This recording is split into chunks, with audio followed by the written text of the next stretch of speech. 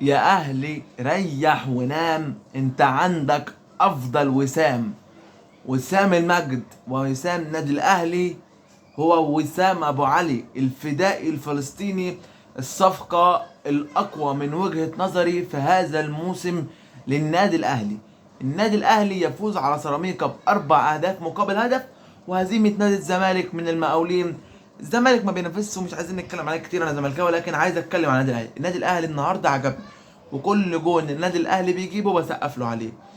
بثنائية وسام وعمر وامام الاهلي يفوز على سيراميكا باربع اهداف مقابل هدف. ازيكم يا حبايبنا، عاملين ايه؟ يا رب تكونوا بخير. ما تنساش الاشتراك في القناه وتفعيل الجرس واللايك والكومنت الايجابي اللي يساعدنا في تقديم الافضل. وما تنساش الدعم الايجابي لاخواتنا الفلسطينيين، اللهم كن لهم عونا ونصيرا يا حبايبنا. الاهلي يبدع ويمتع ويفوز على سيراميكا بكام بقى؟ باربع اهداف مقابل هدف. قندوسي، هي تحسها مباراه اهلاويه بالكامل. القندوسي يسجل هدف ذهاب واياب في الاهلي. تعالوا نتكلم. النادي الاهلي ابتدى المباراه وافتتح التسجيل عن طريق وسام ابو علي. وسام ابو علي من افضل المهاجمين في مصر ان لم يكن الافضل. وسام ابو علي لعب 16 مباراه في الدوري المصري، 14 هدف، معدل مرعب لمهاجم قادم وبقوه.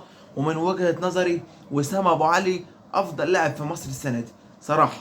وسام ابو علي عالمي.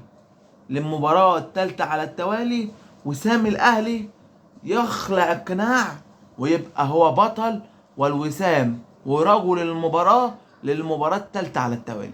يا وسام، انت وسام، وفلسطين تتشرف بيك ونتشرف بفلسطين. يا وسام ابو علي انت لاعب 10/10. كمان يا حبايبنا تعالوا نتكلم. الهدف الثاني من ضربة جزاء للنادي الأهلي مشكوك فيها، ولكن مش هتكلم على التحكيم، ويسجلها امام عاشور. ثم يجي الدقيقة 96 بضربة حرة مباشرة من وسام ابو علي ليسجل الهدف الثالث. فاول ولا اروع ولا اجمل من كده. وسام النادي الاهلي في حتة تانية. ثم يجي وسام يعمل صناعة ولا اجمل ولا ارمع بوش القدم لعمر كمال عبد الواحد ليسجل الهدف الرابع. ومن وجهة نظري عمر كمال عبد الواحد ما يقعدش لأي حد في النادي الاهلي. عمر كملعب واحد ما يقعدش لهاني ولا خالد عبد الفتاح ولا اي لاعب للنادي الاهلي. عمر كملعب واحد من افضل اللعيبه في الدوري، ولازم يبقى اساسي على طول مع النادي الاهلي.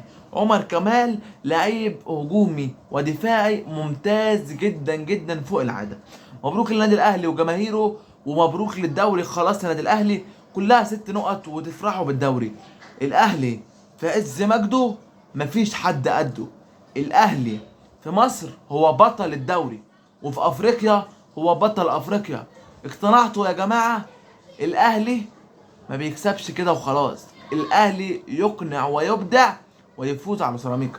مباراة كانت صعبة، ولكن اقدام وسام سهلت المباراة.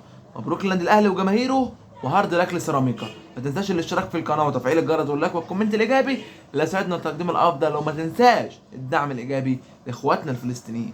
سلام.